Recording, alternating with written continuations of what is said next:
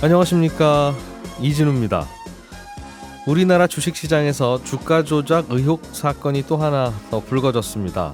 시세 조종 일당이 특정 회사의 주가를 7배 이상 띄운 의혹을 받고 있는 사건인데요. 그 여파가 요즘 계속되고 있어서 오늘은 이 내용 자세하게 좀 정리해 보겠습니다.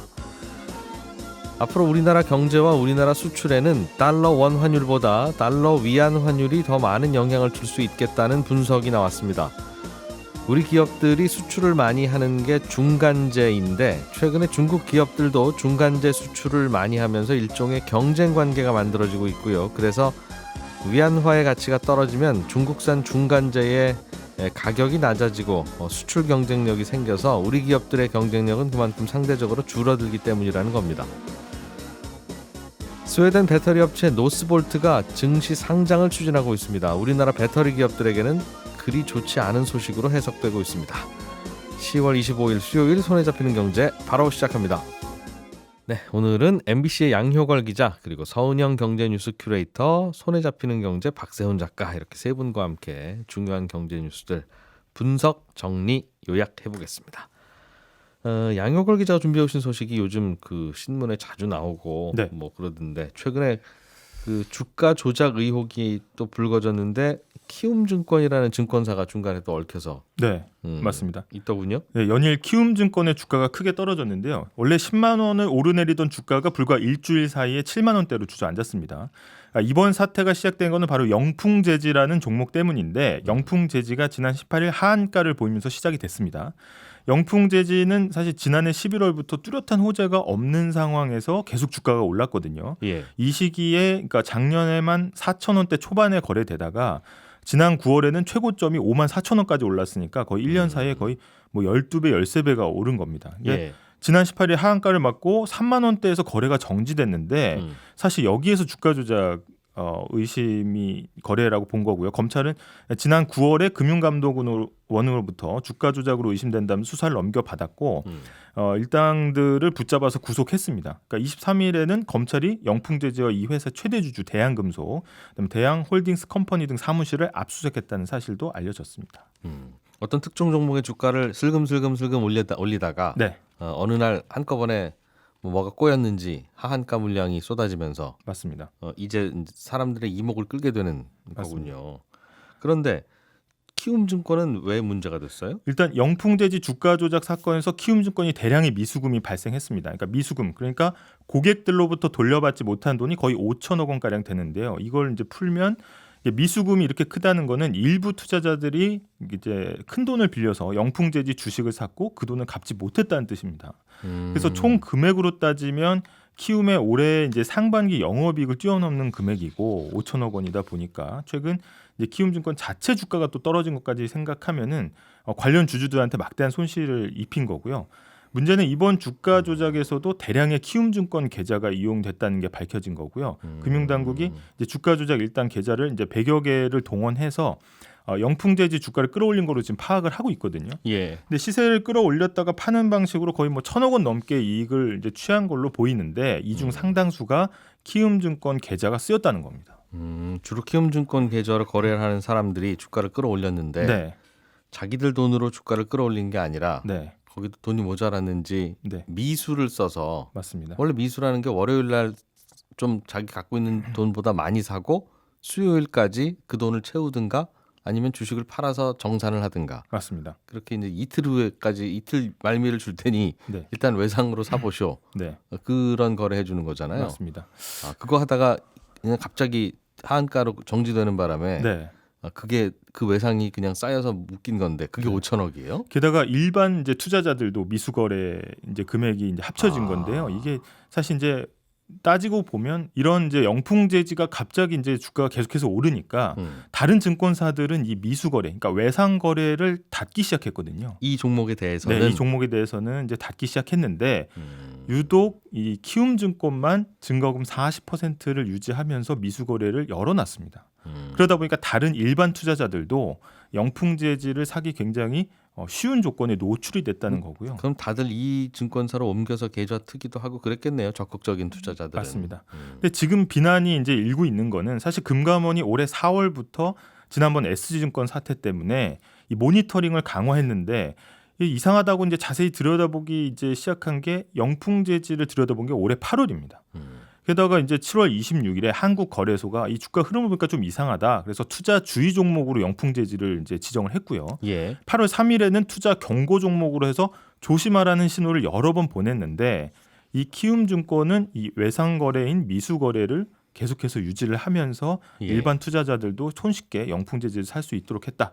그러니까 한마디로 시장이 다 아는 위험인데 혼자만 대처하지 않았다라면서 이제 키움증권이 주목을 받기 시작을 한 겁니다. 의심을 하자면 오히려 그걸 즐겼을 수도 있군요. 다른 증권사들은 다 미수를 막아놓을 테니 네. 그 여파로 다른 증권사 거래하던 고객들이 그럼 키움증권으로 와서 계좌 트고 거래할 수 있으니까 우리는 이거 열어두자. 네. 아, 네, 맞습니다. 그렇게. 근데 다른 증권사들은 이 영풍재지 좀 이상하다. 이 이상을 감지하고 올해 초부터 이제 미수 거래에서 증거 금리를 100% 올리는 그러니까 현금 거래만 가능하도록 해서 외상 거래를 사실상 중단을 했거든요. 예, 그러네요. 근데 유독 키움증권만 증거 금리율이 40%니까 실제 영풍재지를 매수하려는 사람들은 키움증권으로 많이 몰린 겁니다. 야, 이거 이대로 이렇게 되면 그러게요. 그러니까 이제 뭔가 위험한 종목이니까 어느 날 갑자기 하한가 행진을 말없이 시작할 수도 있고 네, 그렇게 되면 갖고 있는 주식 팔아도 외상을 다 못 갚을 수 있고 맞습니다. 그럼 투자자들이 자기가 갖고 있는 사재를 털어서 갚아야 되는데 네. 사재가 별로 없는 투자자들이 있으면 증권사가 그만큼 손해 보는 거니까 맞습니다. 그 위험 관리를 했어야 된다는데 안 했다는 네. 거네요. 그러면 지금 한 5천억 정도를 다들 외상으로 샀다가 이제 그대로 멈춰라가 된 상황인데 지금 거래 정지가 돼서 이제 팔 수도 없는 지금 상황입니다.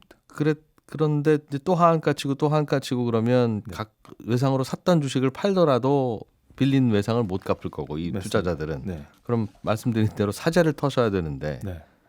이게 이제 반대 매매라고 해서 이제 미수 거래의 증거금이 부족할 경우에 이제 증권사가 강제로 처분하는 방식이 있는데 사실 이 반대 매매가 시작되면은 주가는 더 떨어지고요. 그렇겠죠? 네, 반대 매매 물량이 나온다는 걸 시장이 알기 때문에 다시 계속 하한가 행진이 이어질 수가 있는 겁니다. 아무도 그래서, 안 사겠죠. 네, 그래서 만약에 이걸 반대 매매로 미수금을 회수한다고 해도 시장에서는 미수금의 한 20% 정도밖에 회수를 못할 거다 이런 이야기가 나오고 있고요. 게다가 사실 이번이 이제 키움증권이 문제가 된 게 처음이 아니고 지난번 SG 사태 때도 굉장히 이제 CFD 관련해서 문제가 됐었고 당시 이제 김익래 키움증권 회장은 주가 폭락 직전에 자신이 관련 주식을 다 팔면서 또 이제 논란이 있었거든요. 본인은 우연이었다고 주장하는 거죠. 맞습니다. 예. 근데 키움 측도 이번에 이제 해명을 내놨는데 물론 이상 신호가 있었지만 이제 재무 구조나 상장 폐지 가능성 등을 종합적으로 고려해 보니까 미수 거래를 중단할 정도는 아니었다 이렇게 항변하고 있고 그러니까 리스크 관리에 소홀했던 측면이 있지만 사실 키움증권이 이번 사태 최대 피해자다 이렇게 하면서 억울함을 내비치기도 했습니다.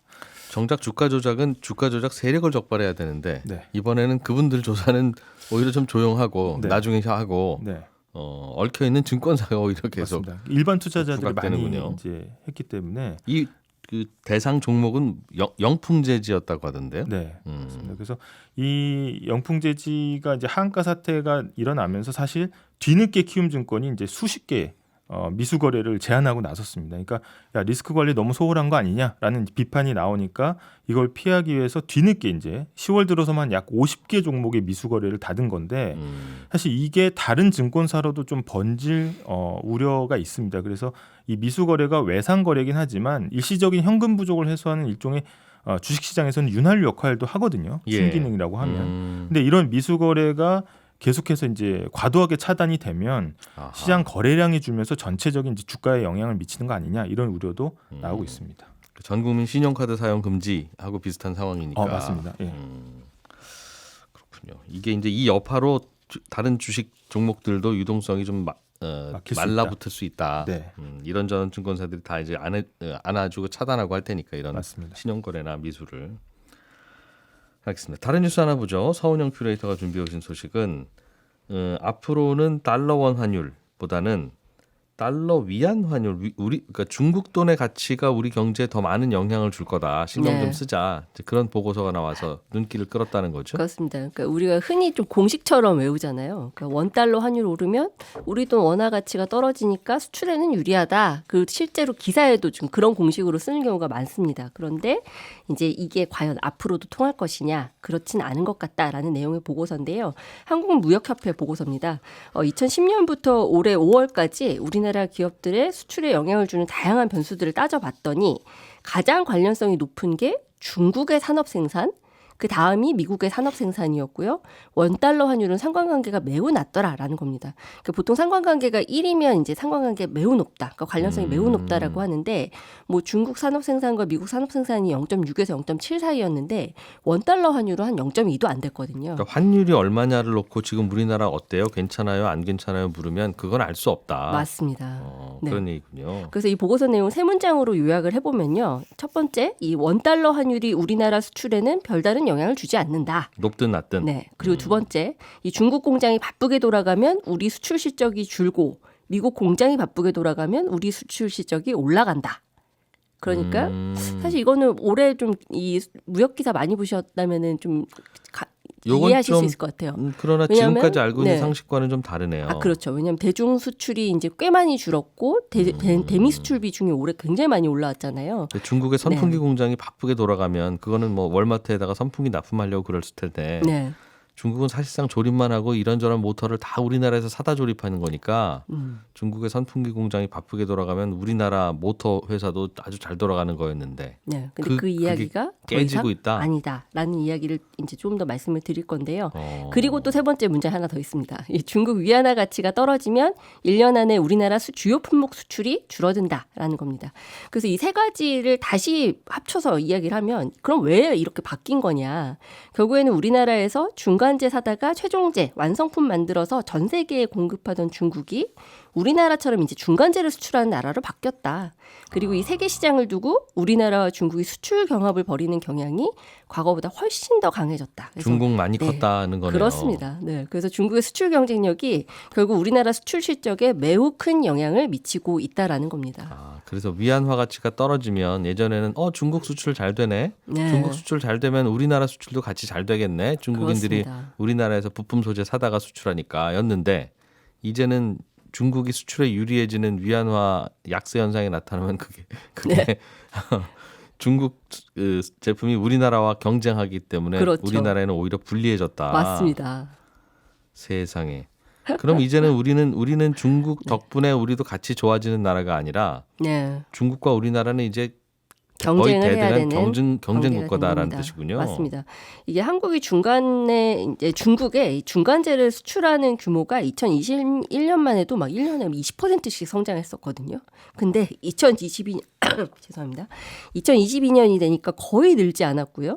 올 들어서는 20% 이상 줄었습니다. 그러니까 이걸 두고 중국의 경기 회복이 더뎌서 이 중간재 수요가 아직 코로나 이전 수준으로 늘지 않았다고 보는 분석이 있었고 또 이 중국의 기술 자립으로 더 이상 한국이 이 중국의 중간재를 수출하고 중국에서 완성재를 만들어서 미국에 수출하는 이 삼각무역은 작동하지 않는다 이런 분석이 있었는데 예. 지금은 좀 후자에 더 무게를 두는 분위기입니다. 물론 전자도 맞지만요. 이 중국의 자급화 확대는 한국 산업의 이 큰 위험 요소로 꼽히는데요. 가령 뭐 디스플레이 같은 거 예를 들어보면요. 중국의 대규모 LCD 설비 투자 때문에 이 자급화가 아주 급속하게 진행이 됐거든요.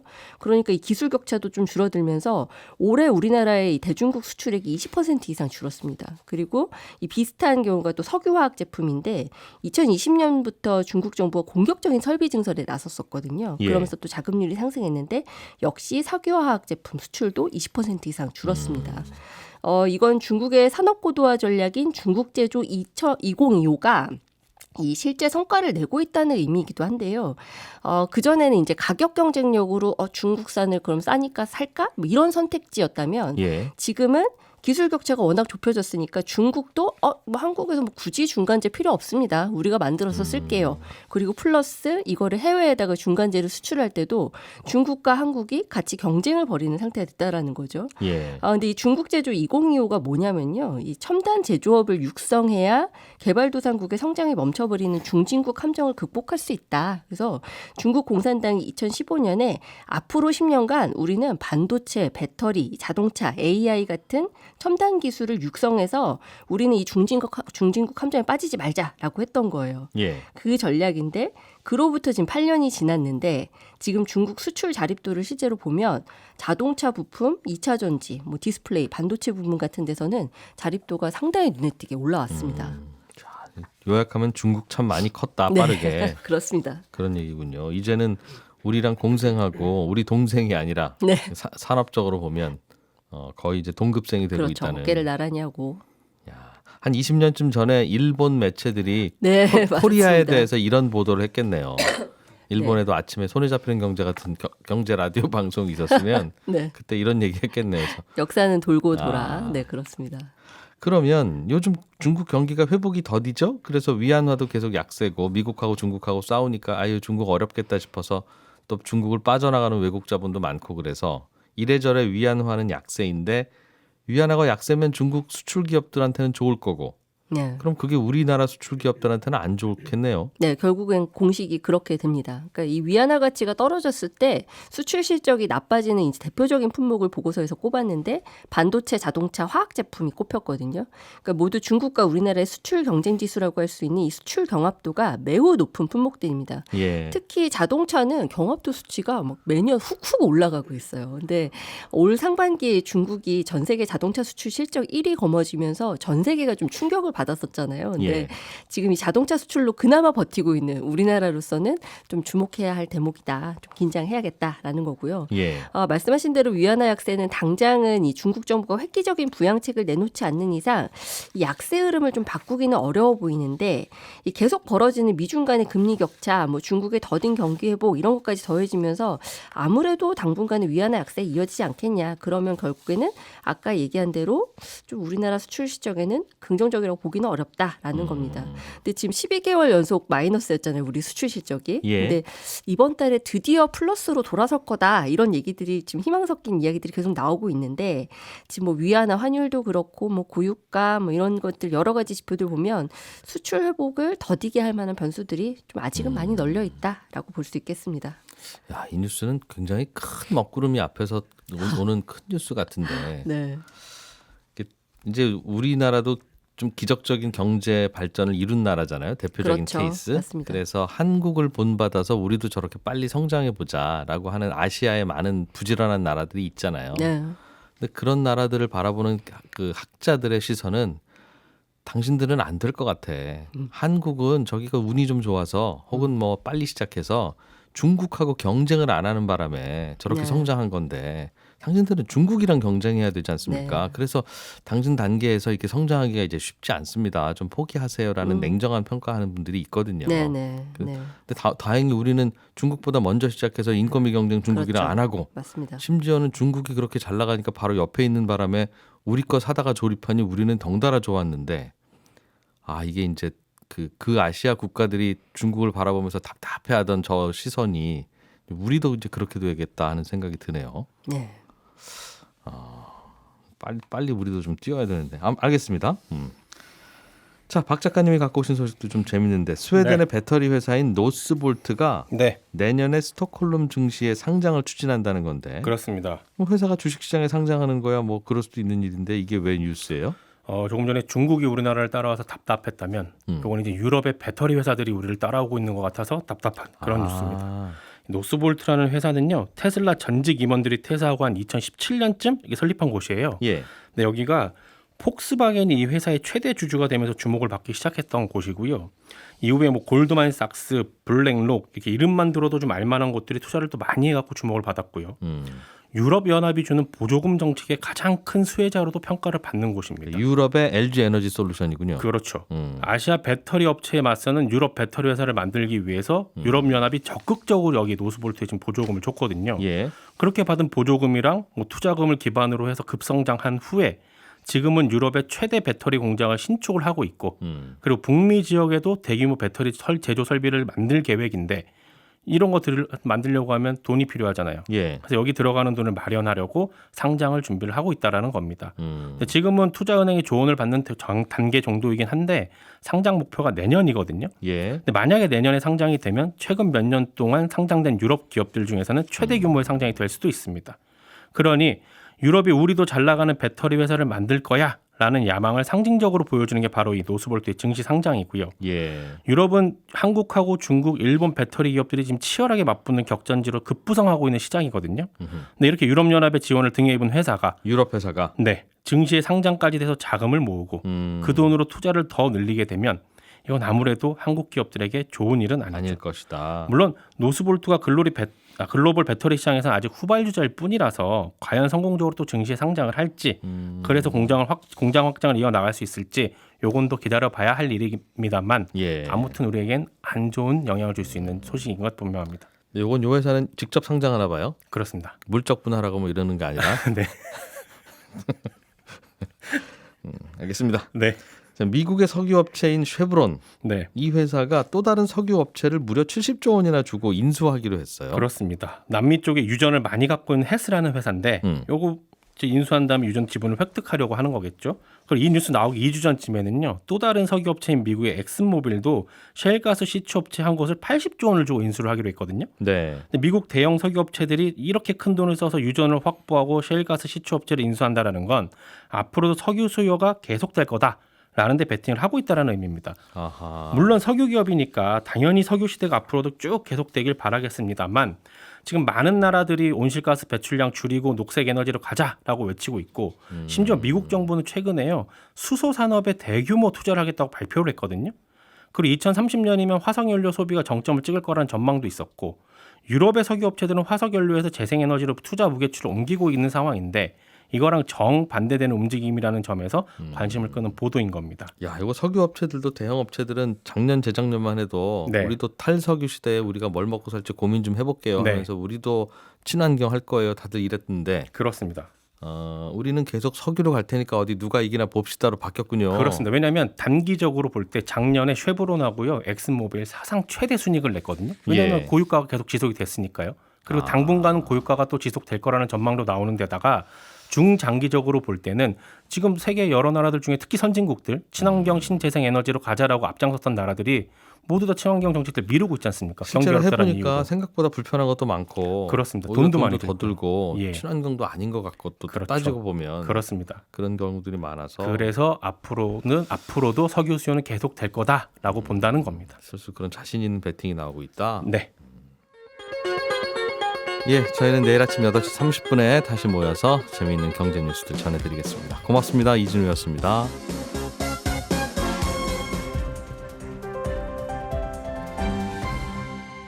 경제를 생각하는 사람들의 즐거운 습관. 이진우의 손에 잡히는 경제.